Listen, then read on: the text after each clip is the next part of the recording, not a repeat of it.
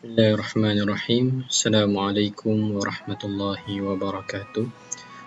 My name is ABDULLAH Faiz bin Murshid, project number 1181639, and these are my fellow members. That is ATIRAH binti Muhammad RAMLEE, SITI NOOR SYUHADA binti SAAD, Muhammad HISHAM bin OTHMAN, and Muhammad DANISH bin MAHASAN. So inshallah, for today we'll be discussing a book review. The topic of the book is Knowledge Triumphant, the concept of knowledge in medieval Islam, where the author is Franz Rosenthal. Okay, for your information, Franz Rosenthal is one of the Orientalists that wrote about Islam. So this book was published in 2007 by Brill Publication, and it was printed in the United Kingdom. Okay, first we will go to the biography of the author. The name of the author is Franz Rosenthal. He was born in 1914 and he received his education in Berlin, and he died in 2003. That means about 18 years. He died 18 years ago.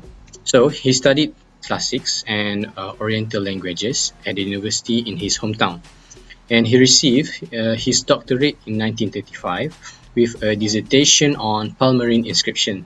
So you may ask, what is Palmyrene inscription? So Palmyrene inscription is a Semitic language that was spoken in the oasis of Palmyra in Syria. So it is a language that is used to write Palmyrene Aramaic. My bad.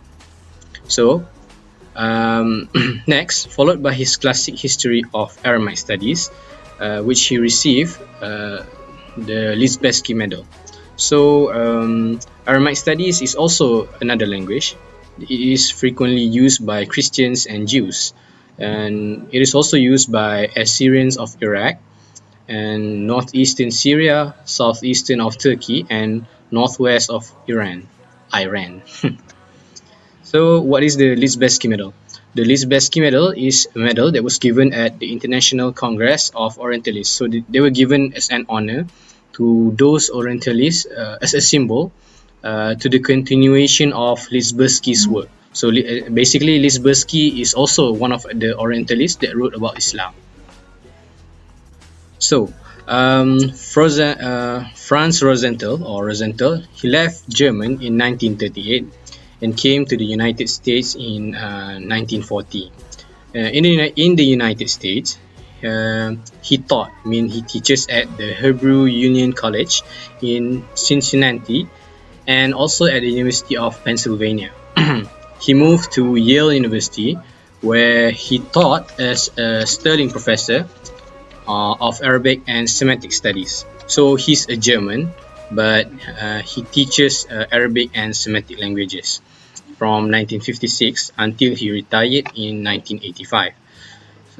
Franz Rosenthal's scholarly work covers most aspects of Arabic and Islamic studies, because what we can say, the Orientalists, they mainly studies about Arabic and Islam so that they can refute, so that they can deny Islam. Okay, so you may ask me, what is a Sterling Professor? So a Sterling Professor shows that it is actually the highest academic ranking of professor in a university. So that means that Franz Rosenthal is a very educated person. But he became an Orientalist and was not given hidayah by Allah Subhanahu Wa Taala. And he continued to refute Islam until his death. And he is a Jewish person. So basically, I'm going to describe the essential information that is contained in the book. First of all, in chapter 1, on the chapter of the knowledge before knowledge, this book explains on the usage of the Arabic and Semitic language. So the introduction in the book is about the introduction to the language of Arabic and Semitic. So to show the differences and the similarity between the two languages, so that the author can define on what the meaning of, for example, the Arabic word for knowledge, ilm, al-ilmu. So he explained in the context of Arabic language and Semitic language, and express his remarkability towards both languages. Okay, so that's for chapter 1. Next, the author also questioned on about the Quran, the word count, and the meaning of the Quran. So the author tells us roughly about the words that about the quantity of the words that contained in the Quran. That is about 78,000 words. So in this topic, he questioned why did Allah Subhanahu Wa Taala repeated words such as to be for about 1,300 times, and other words such as Rob for over 950 times.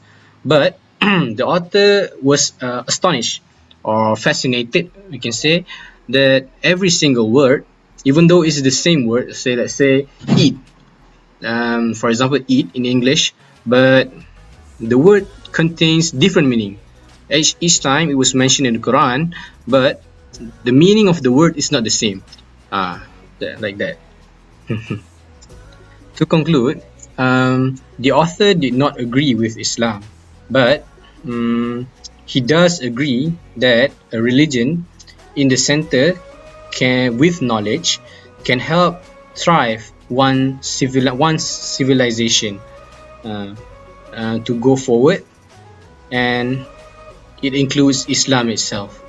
Even though he rejected Islam, but he still agreed that religion plus knowledge can help move a civilization forward to become better in another day. So I think that is all from me. Thank you very much, and I'll see you again. Assalamualaikum. Bismillahirrahmanirrahim. My name is Muhammad DANISH bin MAHASAN, metric number 1181642. Chapter Agreement. First, the chapter begins his study introducing his subject. This concept is for Islamic civilization knowledge ilm. Second, the audacity of the undertaking is stunning because in essence regards knowledge tribune as receptor respond to Ibn Khaldun Muqaddimah. The latter aim at describing and analyzing to motto of what is story, or actually Islamic history. Receptor respond by claiming to have identified knowledge as the quickening concept in Islamic civilization and the process to study it in great detail without for a moment lapsing, just like its great tradition, in meaningless generalization.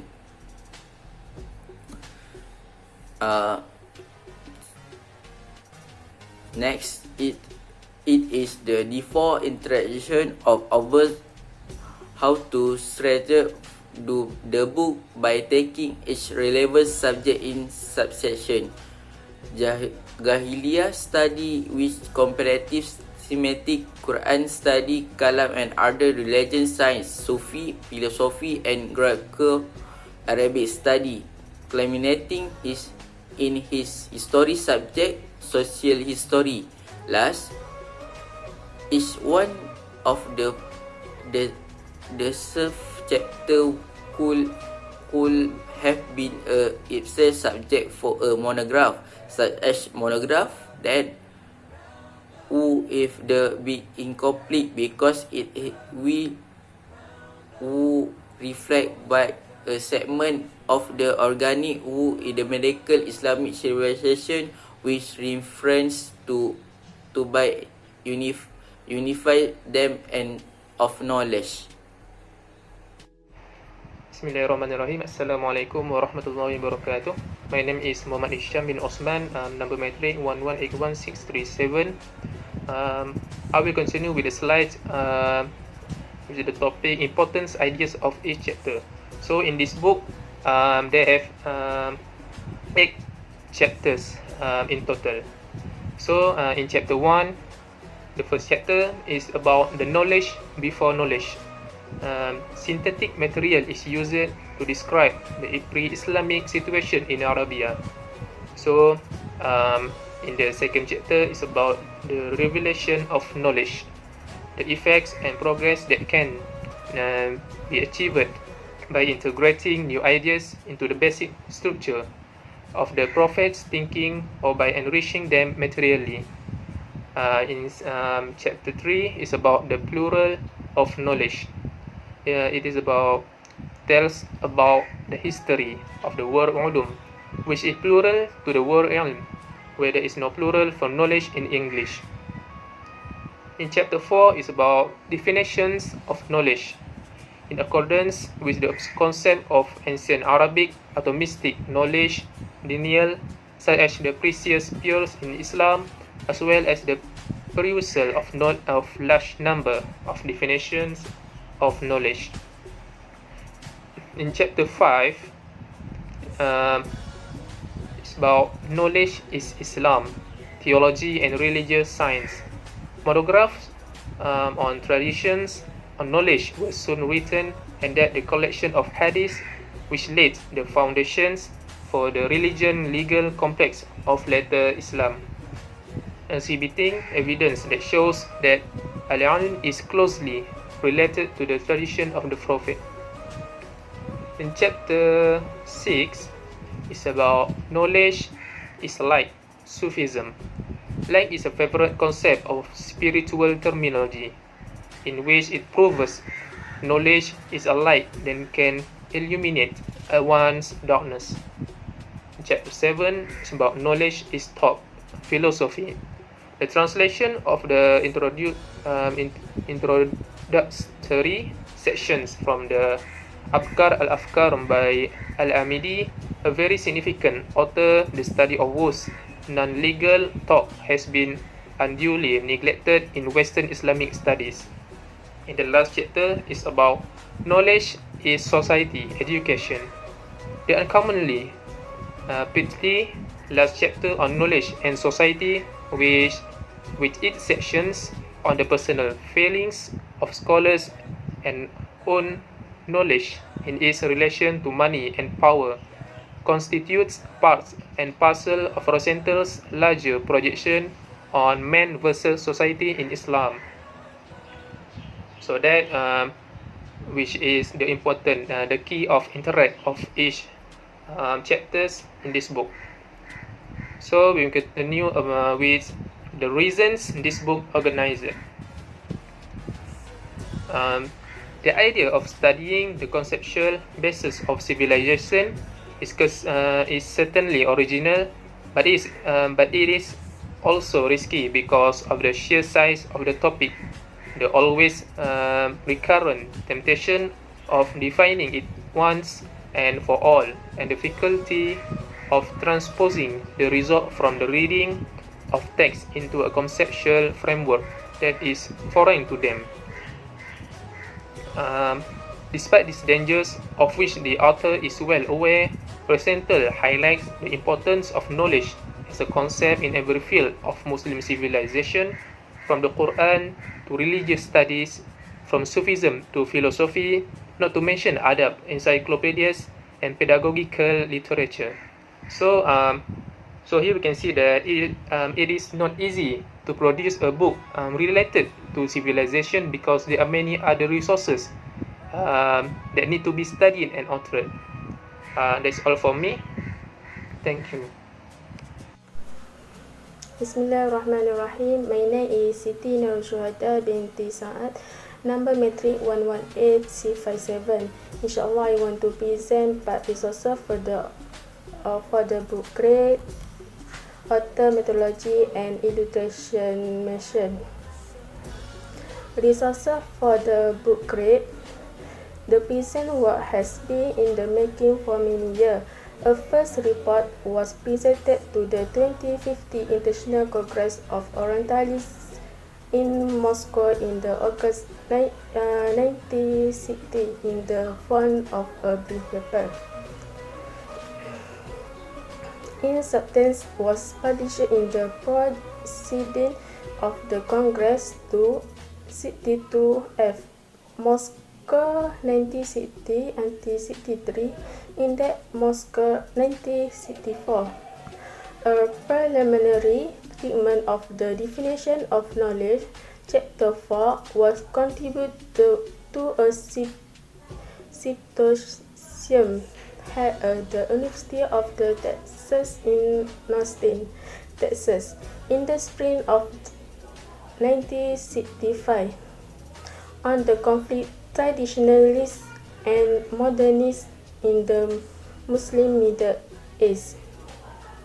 It was published in a volume of this title edited by C. Leiden, which appeared in the 1969.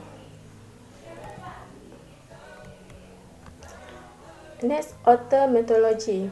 The author used the philological method to study and write about all aspects of the Islamic history, intellectual, social, and political. Produced pioneering and classic work on such varied subjects as Greco-Arabic study, Islamic history and historiography, the history of Arabic philology, literature and art history, and most importantly, Islamic social history in a series of publication or a project close to his heart.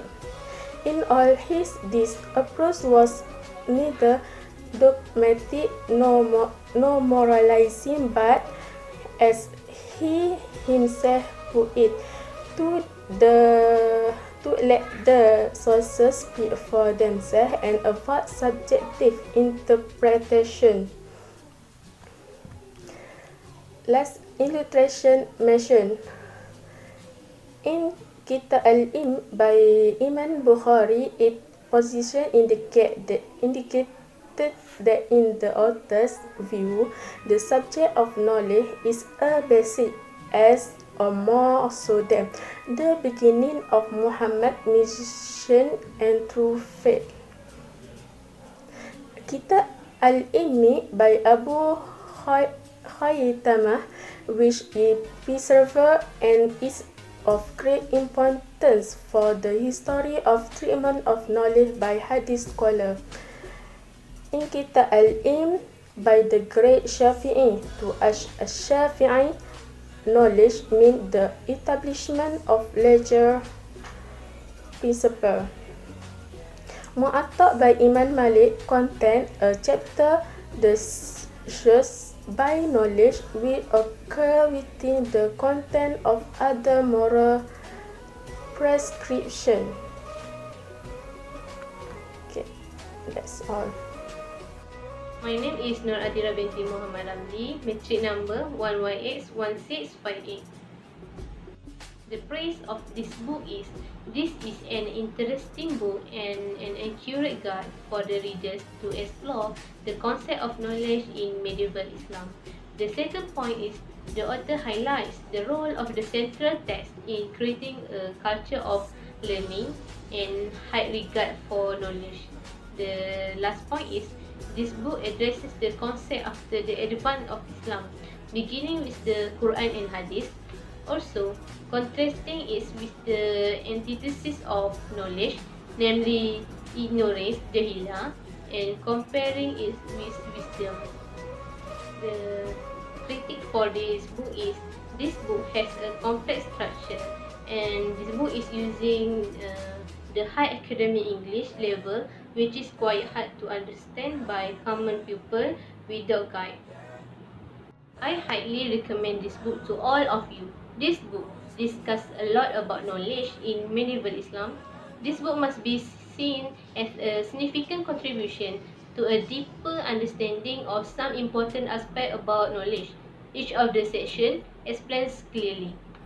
Rosenthal renders the word ilmu into knowledge rather than science. He discussed ilmu in its wider sense, a sense that encompasses and is not limited to science. With a concept so vast, no one book or study can do justice to the topic. In addition, the truth is that Muslim scholars were able to maintain a definition of knowledge which was usually comparable and usable in very different fields of study. That's all from us. Thank you.